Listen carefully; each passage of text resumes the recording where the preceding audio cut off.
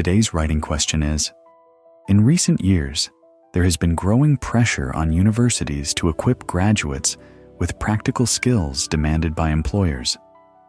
Some people argue that universities should focus exclusively on academic and theoretical knowledge rather than preparing students for the job market. To what extent do you agree or disagree? Here is a Band 9 model essay on this topic. If you are new here, subscribe now. This channel will help you improve your Ielts band score.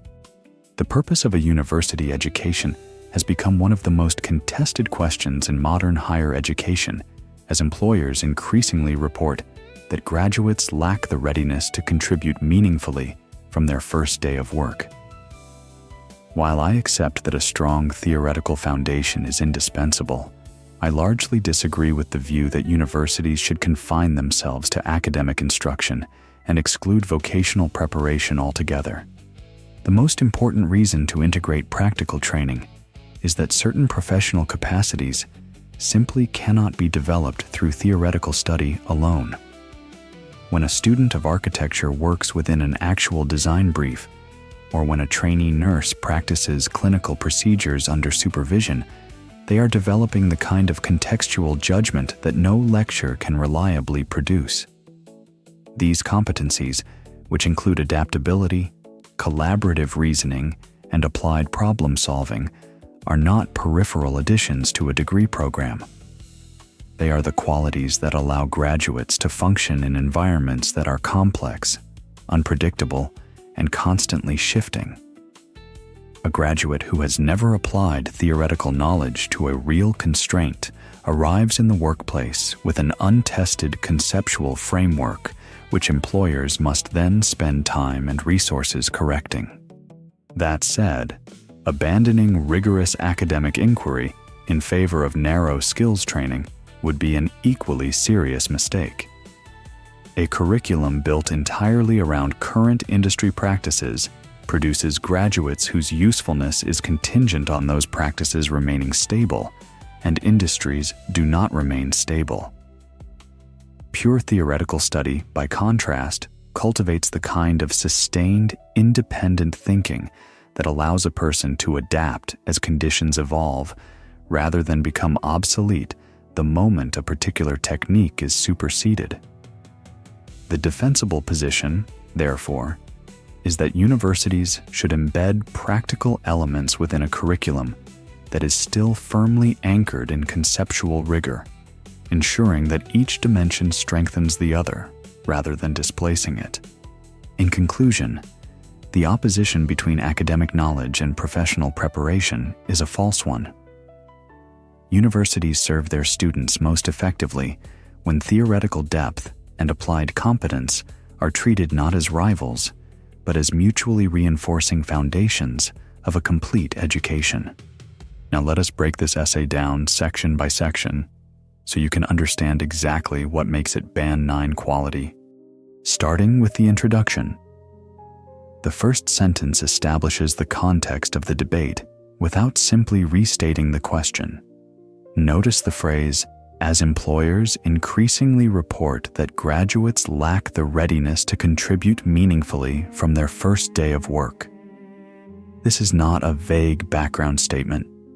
It gives a specific, concrete reason why the debate exists, which immediately demonstrates intellectual engagement with the topic.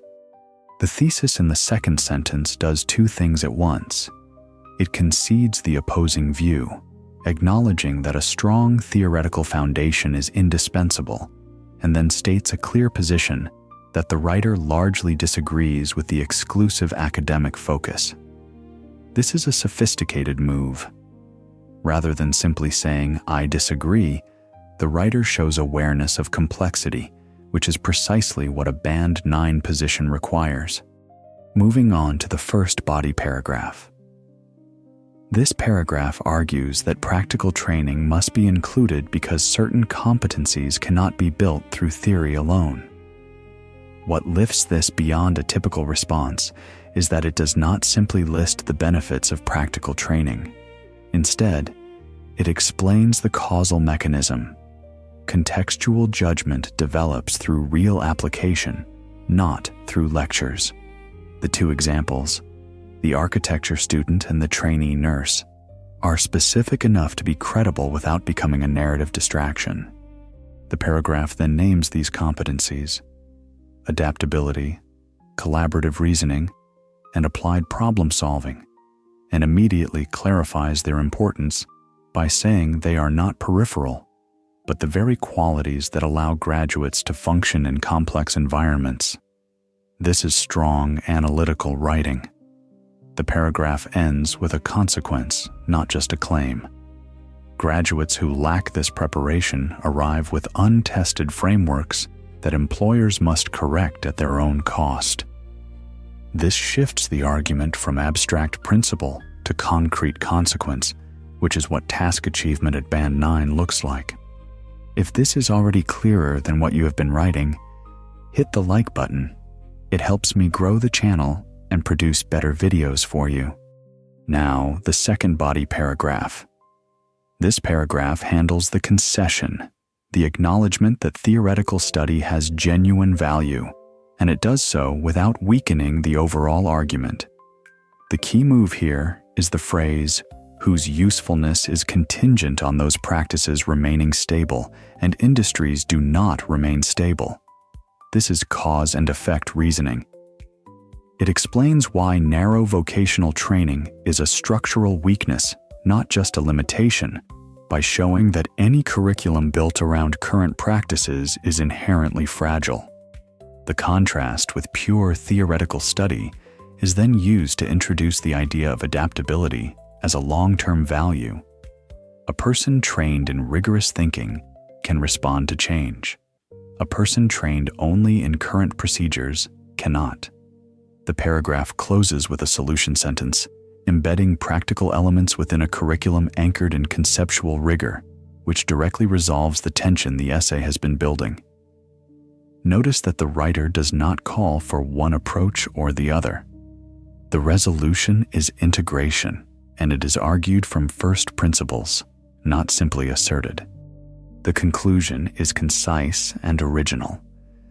The first sentence, the opposition between academic knowledge and professional preparation, is a false one, reframes the entire question rather than simply repeating the thesis. The second sentence delivers the position cleanly, using the phrase mutually reinforcing foundations of a complete education to crystallize the argument in a way that has not been used anywhere earlier in the essay. This is important. A Band 9 conclusion does not recycle the introduction. It earns its place by offering a sharper or slightly different formulation of the argument. Now let us look at vocabulary. The essay avoids vague academic-sounding words and chooses instead words that carry precise meaning. The phrase contextual judgment is better than practical skills because it names the specific cognitive capacity being developed, not just its general category.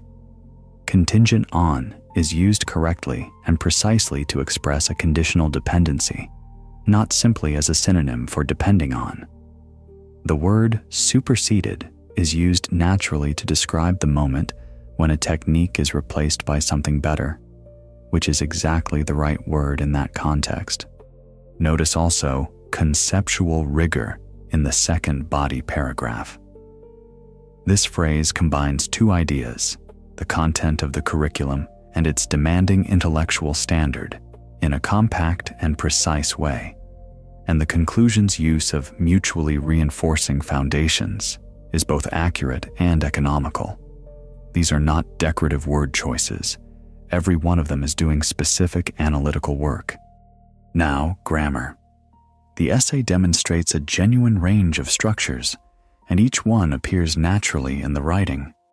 The first structure to notice is the adverbial clause of time functioning as a fronted conditional style construction. When a student of architecture works within an actual design brief, or when a trainee nurse practices clinical procedures under supervision, they are developing the kind of contextual judgment that no lecture can reliably produce. The subordinating conjunction when introduces a conditional scenario here, and the parallel structure, two when clauses before the main clause, gives the sentence both logical force and rhythmic control.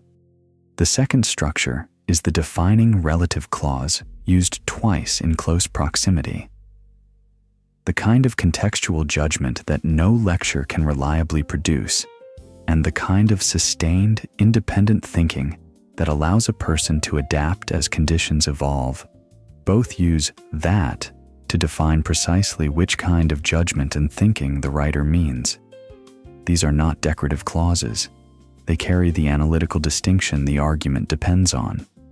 The third structure is the passive construction. A particular technique is superseded.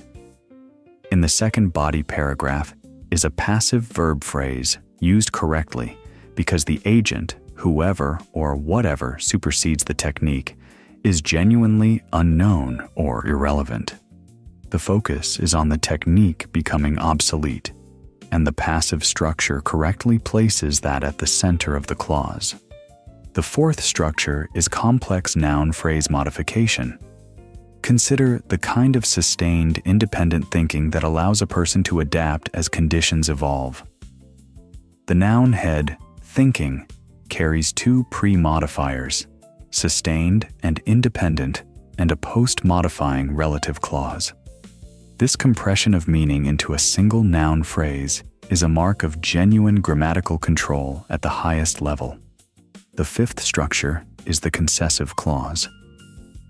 While I accept that a strong theoretical foundation is indispensable, I largely disagree with the view that universities should confine themselves to academic instruction and exclude vocational preparation altogether.